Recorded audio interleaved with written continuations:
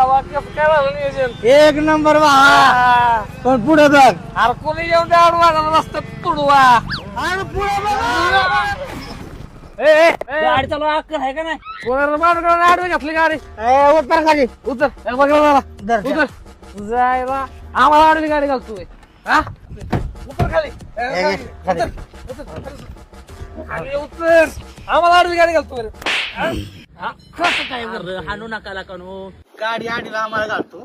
आणि आम्हाला येड्यात काढतो रे मला गाडी आडवी घालतोय आम्हाला गाडी आडवी घालतो हा